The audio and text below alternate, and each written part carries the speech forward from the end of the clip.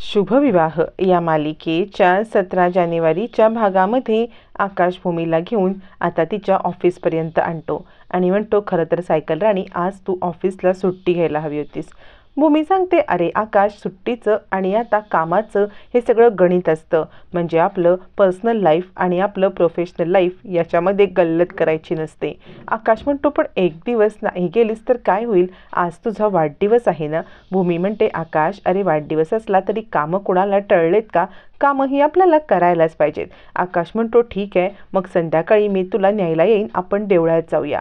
भूमी सांगते, मग एक काम कर, तू मला न्यायला येऊ नकोस, तुझ्या कामाच्या इथेच मी येऊन थांबेन, मग तिथूनच आपण देऊळ जवळ आहे तिकडे जाऊया. आकाश म्हणतो, सायकल राणी, पण मी तुला न्यायला येऊ शकतो ना. भूमी म्हणते, नाही आकाश, त्याची काही गरज नाही, हे बघ मी तुझ्या इथे येते. आकाश म्हणतो, ठीक आहे. मग भूमी आपल्या कामाला निघून जाते. पण आकाश विचार करतो की सायकल राणी, आज न तू गेलेस खरी, पण माझं मन मानतच नाहीये तुला आज कामावरती पाठवायला. का असं मला वाटतंय. आणि आकाशला भूमीबद्दल वाटणारी अनामिक ओढ जास्तच वाढायला लागलेली असते.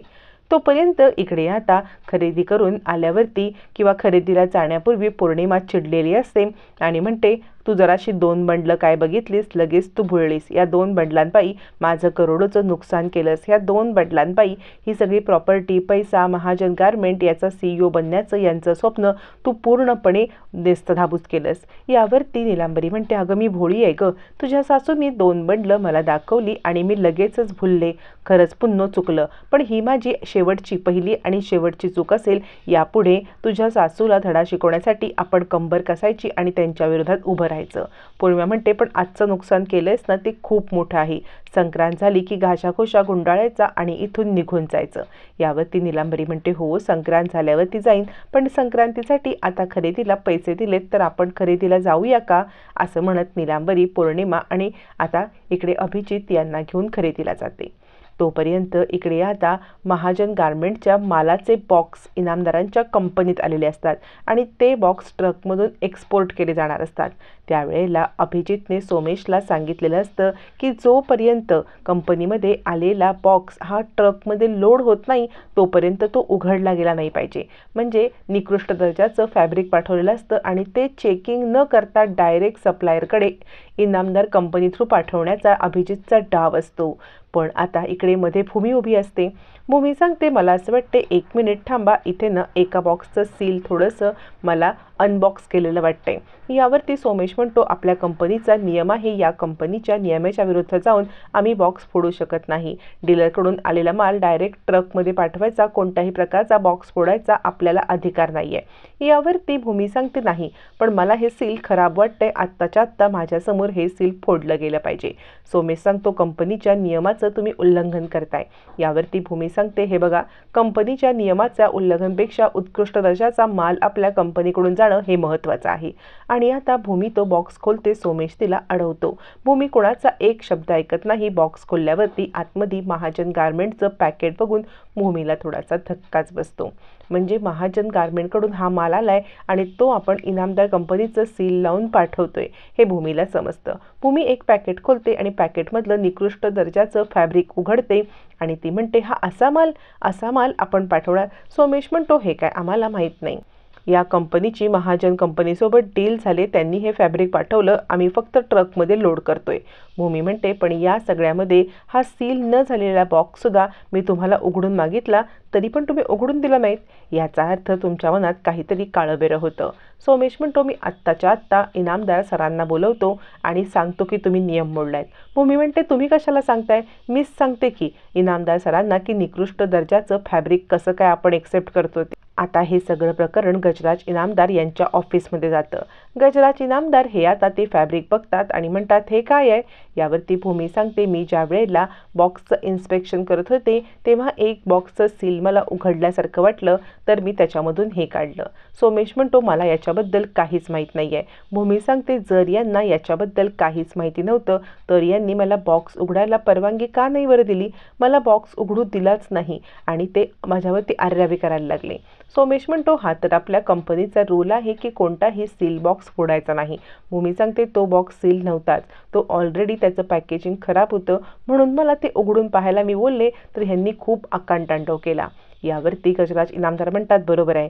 ज्या माणसाची चूक असते किंवा ज्या माणसाच्या मनामध्ये गिल्ट असतो तोच माणूस हे असे धंदे करतो आणि आरडाओरडा करून आपलं सत्य लपवण्याचा प्रयत्न करतो.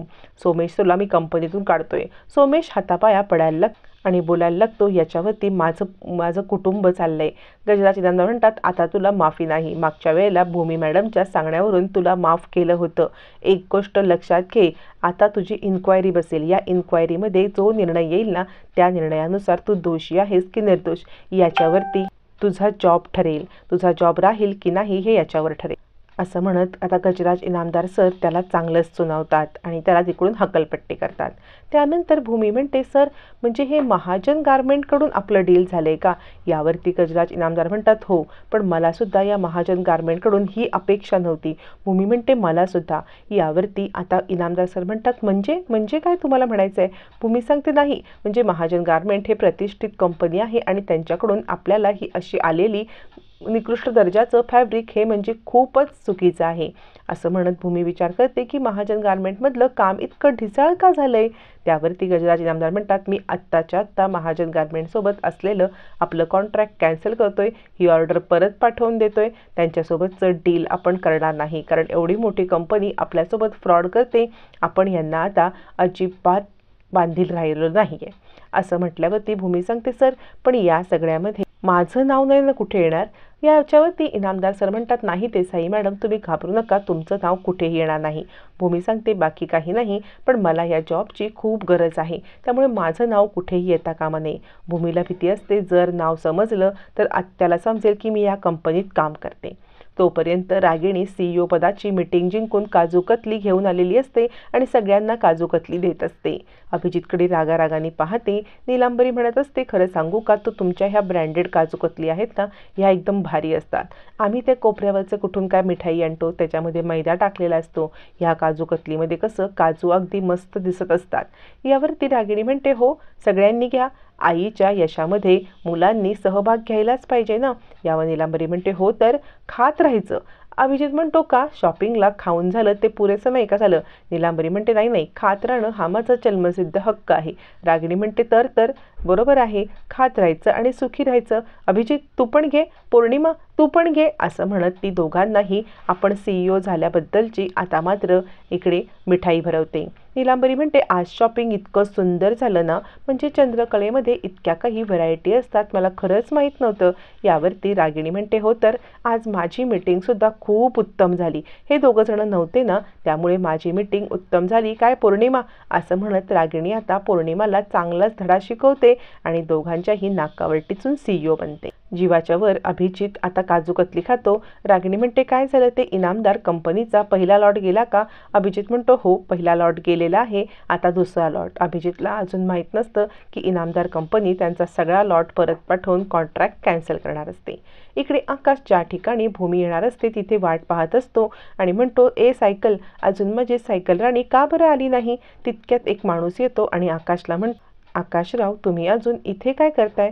आकाश सांगत असतो, ओ काका, मी सायकल राणीची वाट पाहतोय, ती अजून आलेलीच नाही आहे, त्यामुळे मी तिच्यासाठी इथे थांबलोय. तोपर्यंत भूमी आता घरी येण्यासाठी निघते. ती विचार करते, आज जरा उशीरच झाला. आकाश माझी वाट पाहत असेल, आम्हाला देवळात जायचं आहे ना अजून. मग भूमी जाण्यासाठी निघते. त्याच वेळेला तिथे आता सोमेश येतो.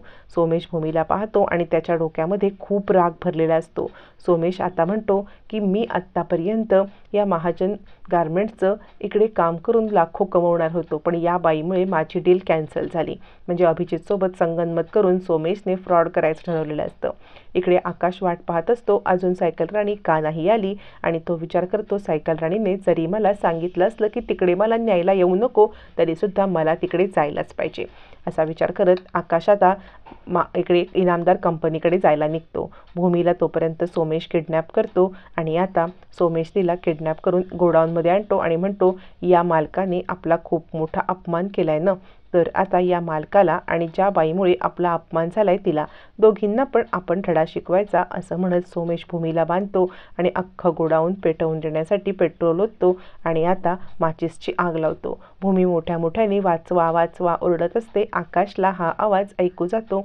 आकाश आता तिकडे त्या दिशेने धावत येतो. सायकल राणी असं म्हणत आकाश भूमीला वाचवण्यासाठी तिकडे येतो। आता मात्र भूमी आणि आकाश एकमेकांकडे पाहत असतात। आकाश भूमीला कशा पद्धतीने वाचवणार हे पाहणं रंजक ठरणार।